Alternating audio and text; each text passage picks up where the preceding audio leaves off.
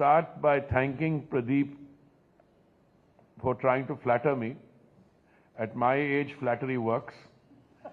And because he tried to flatter me, let me say nice things in return. I think Amitabh put it very well. Cuts is Pradeep. And I'm glad he referred to an interactive process with him going back to 1981. I think thereabouts.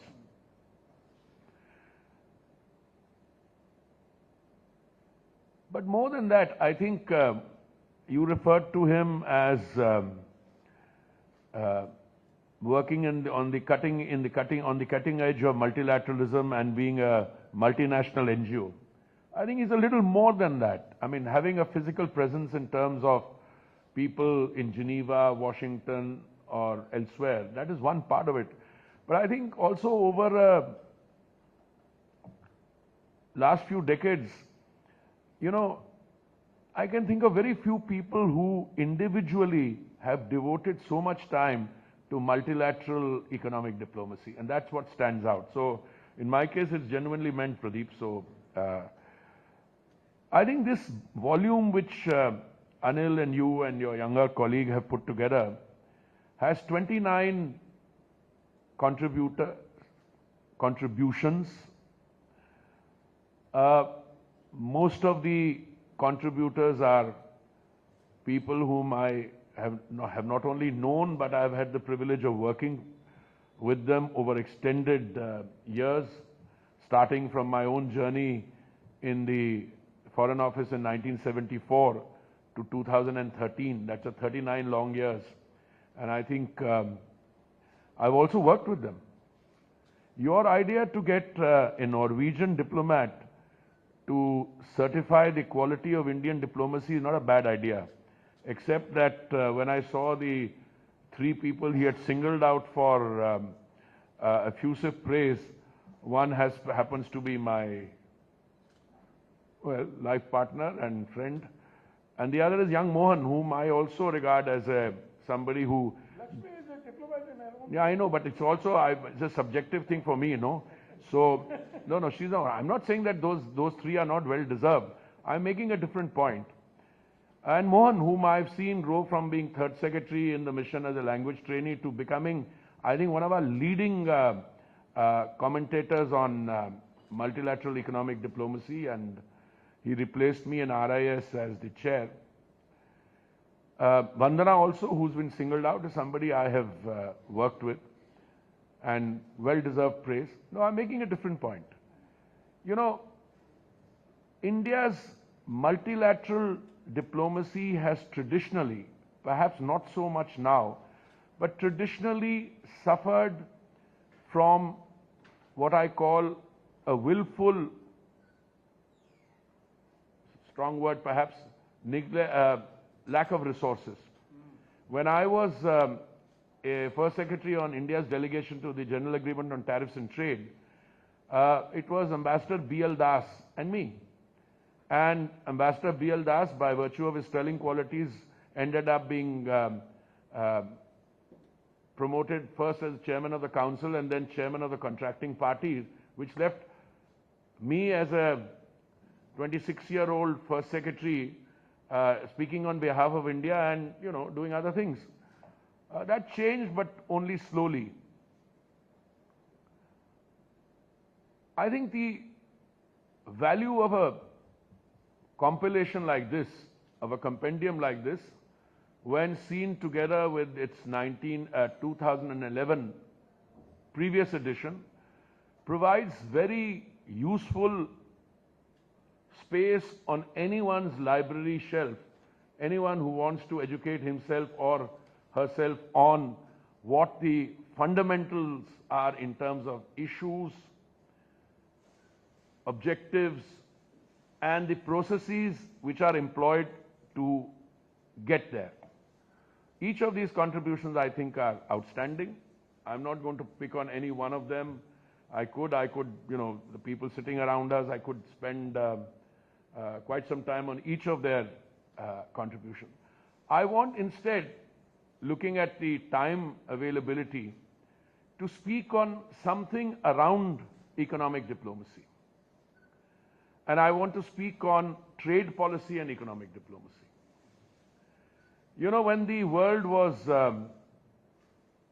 nearing the end of the Second World War processes, even before the Second World War was over, the leading powers of the day met at a sleepy Hampshire village in New Hampshire called Bretton Woods.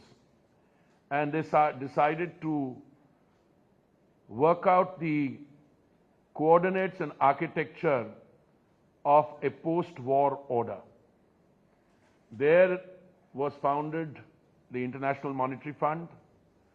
There was founded the World Bank. And when it came to trade policy, there was no agreement because the leading power in the world at that point of time, the United States, had a fundamental dilemma to resolve in its own mind. Would the United States be willing to entrust economic trade policy decision-making to a multilateral agency other than the US Congress? That was the dilemma they had to face. And they decided that no, they felt more comfortable doing it themselves. Hence the Havana Charter for International Trade Organizations was in a sense stillborn. And they adopted Chapter 4 of that, which dealt with tariffs and trade. And hence, through a legal instrument called the International Committee on International Trade Organization, ICITO, which gave a legal cover, the General Agreement on Tariffs and Trade was born. Now, that was the situation in the 40s, 50s, late 40s when it was born. India was an original signatory to the GATT and to the Havana Charter because we were then under colonial domination, but we were represented by ourselves. Then we came to the Uruguay round of multilateral trade negotiations, and I had the privilege of heading a UN sponsored technical assistance program for developing countries in the Asia Pacific region, which was funded by the UNDP but anchored in UNCTAD. And I think we started working on many of these issues, although Pradeep and I had been in contact even during the early 80s. Where does India fit in? I think one of you said that, Pradeep, you said that we were a rich country long ago. Well, let's look at the specifics. There's a Cambridge historian called, economic historian called Angus Maddison. He wrote that in the year 1700s or thereabouts, the then Indian economy contributed something like 25% of the global GDP. And then we came to 190 years of colonial domination.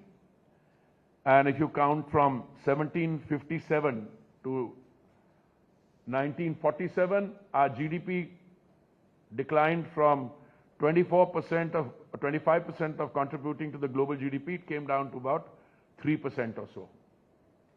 It's only after that that we plateaued, went down further, and I think it's in the last few years, and I'm not making a political point, where the size of the economy grew, our interactive processes with the outside world grew, and today we are a $4 trillion economy in the direction of going towards 5 soon, then $10 trillion economy. He referred to Martin Wolf, who came here. I'll comment on that in a minute. I just took these notes down. But you referred to 2 non-IFS officers who have dealt with foreign economic policy or economic policy, and they were not part of the MEA. But let me tell you, I think Arvind Mayaram tried to run it from the finance ministry, and Sanjay Baru, who's my friend, from the PMO. So they're all part of a larger, group of people, some people from academia, some other outside. So I think that makes for a small, significant, but growing tribe of thinkers who are focusing on economic policy. Now, I want to be careful. Insofar as economic policy is concerned, there's no dearth of people around. Insofar as trade promotion is concerned, there's no dearth of people around. I'm not even sure if that's not the job primarily of export promotion councils. When I was going on my first posting to Geneva in September 1981, I met the then one of the export promotion councils. We had a dispute case coming up in the GATT, because that was the level of our manufacturing. Industrial fasteners and sanitary castings.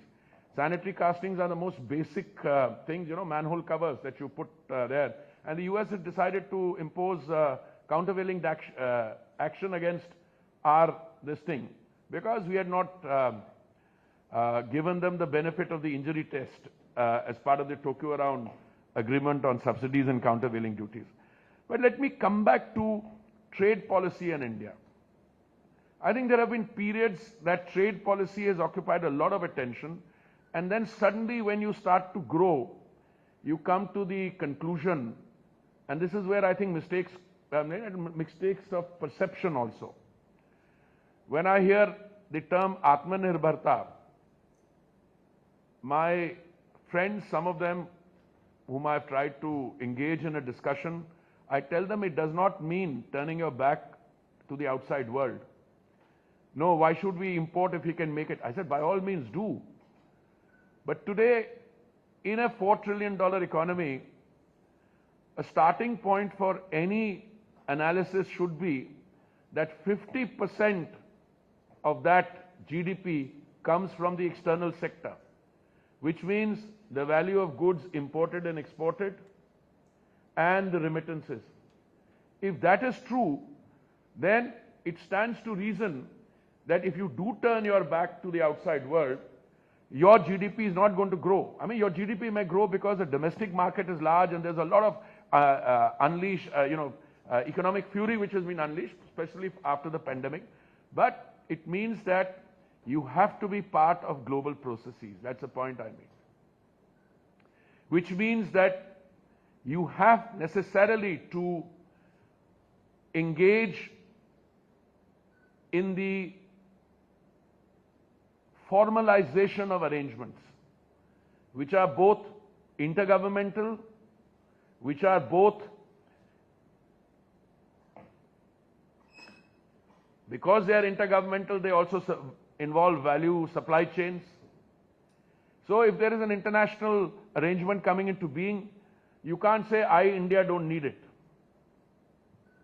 This has been an old debate in multilateral diplomacy and in trade policy.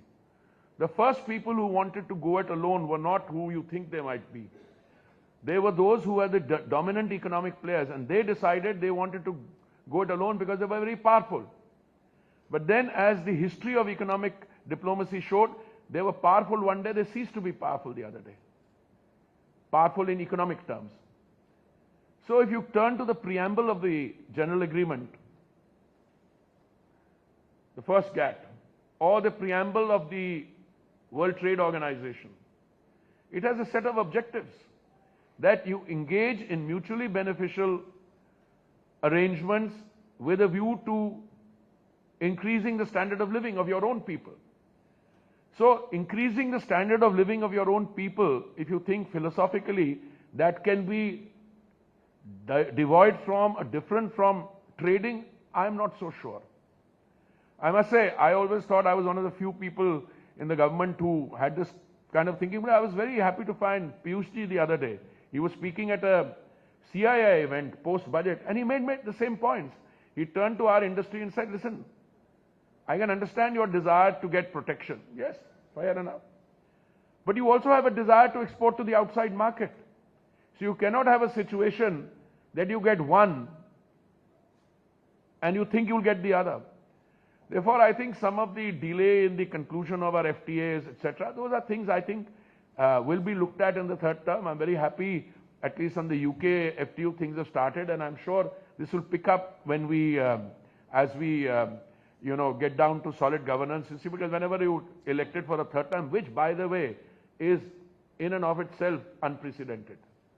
I was looking at global leaders in the context of a global summit, and I said, which one of them, which countries can have the same government coming back a second time? And my conclusion was not many. Not because they're not good or bad. I had the privilege of serving in Brazil as India's ambassador when President Lula's first term was there, and I've had the privilege of seeing Brazil's transformation. I have been to Hungary many times because Lakshmi used to be ambassador to Hungary. But to pull off a third term based on performance is very creditable. But you can do more things. You can also come to the conclusion that some of the stuff which was work in progress can now be definitely implemented.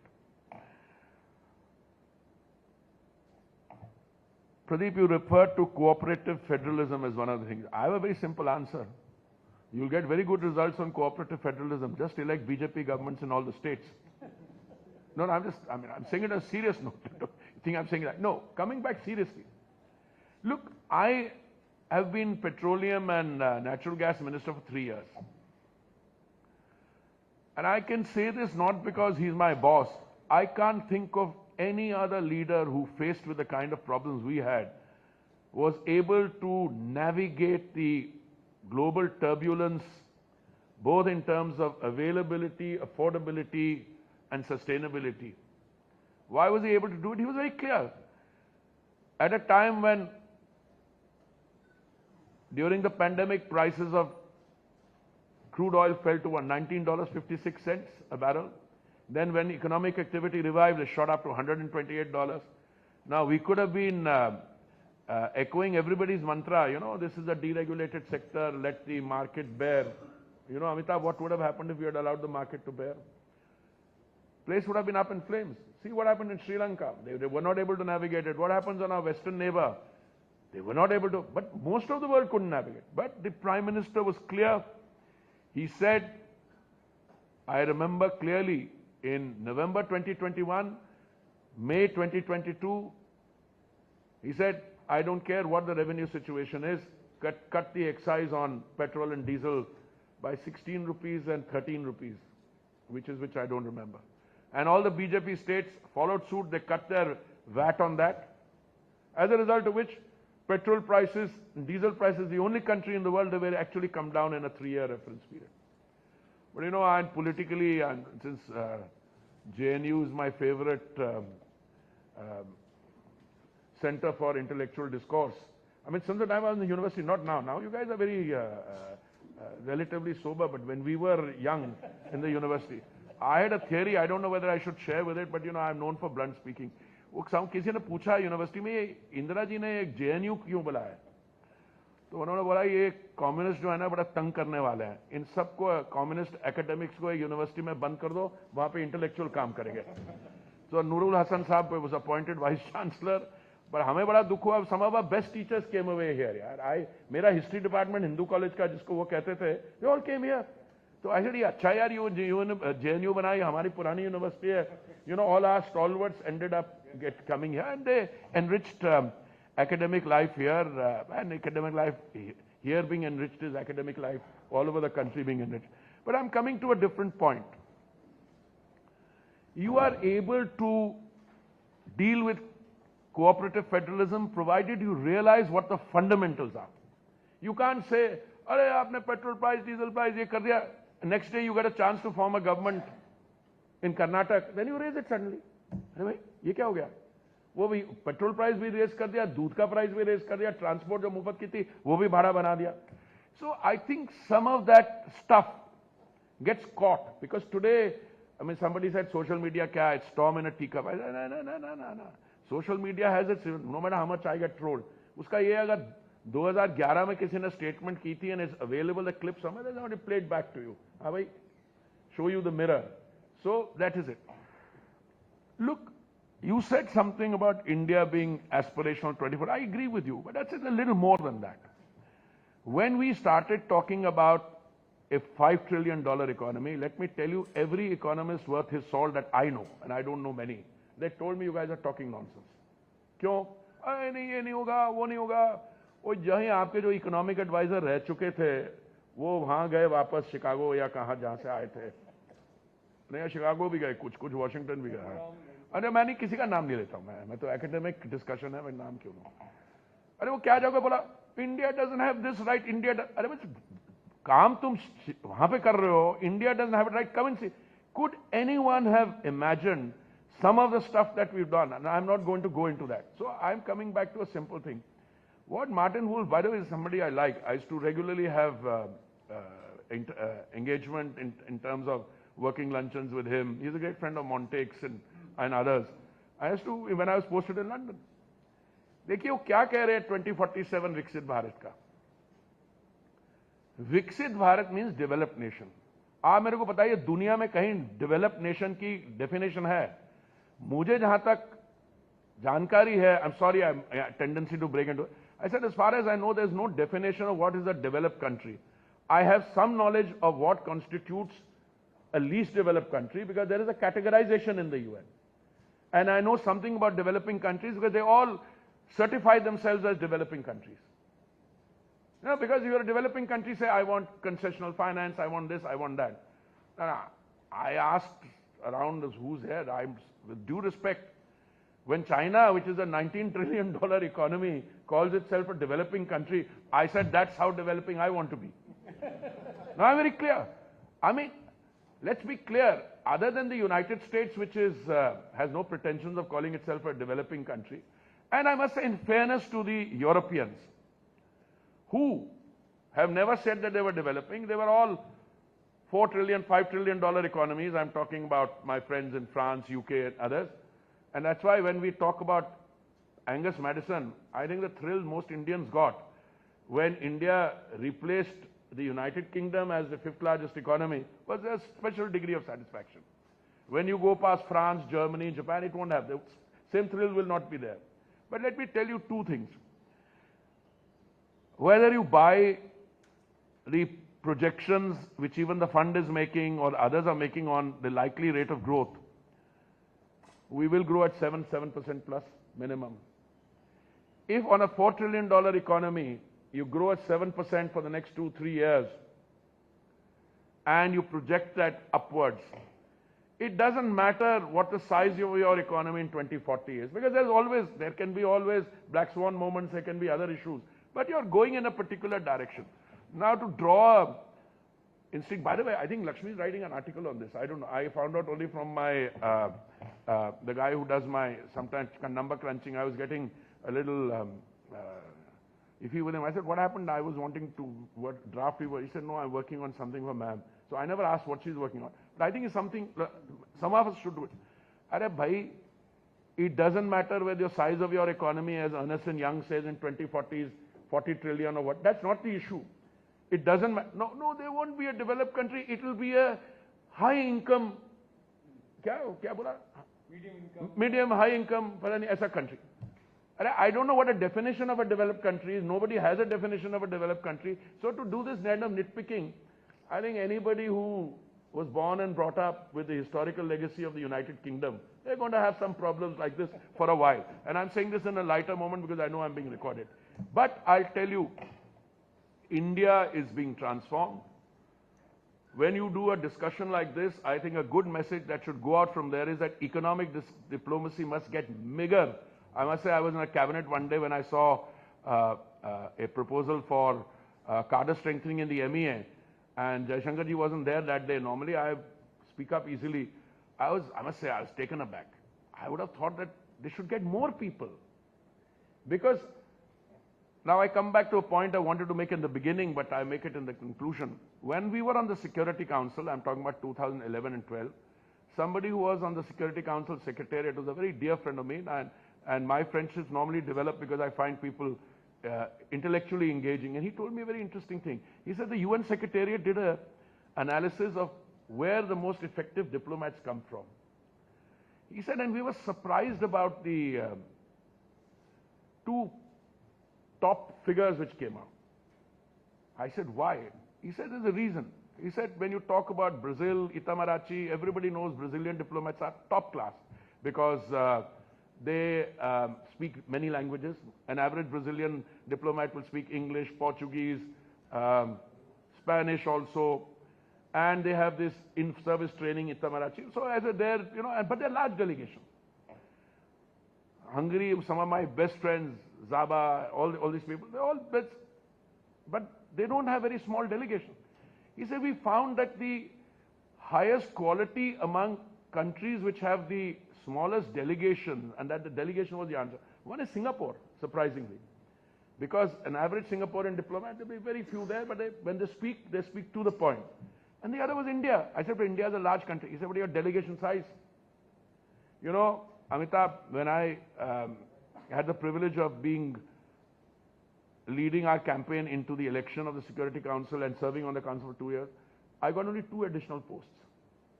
I did not have even one person per committee that we were listing. I'm not saying it as a complaint, but India, we believe in doing that, and if the quality were not right, then you would flop. So therefore, sometimes you make a mistake. You have very few people if you don't put the best people. And we've had this dilemma in our own system. Sometimes we think multilateralism is not as important as solid bilateral engagement, so send people whom you can only spare there and some of the better guys you can't spare there. I think that's a mistake.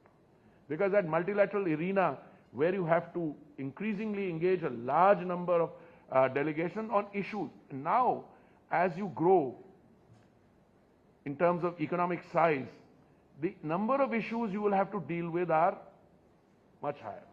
So I have one or two unpleasant comments to make based on my own experience. I think those of us who have worked in Geneva will come to the conclusion that whether you like it or not, you cannot go on saying an issue is outside the legal remit.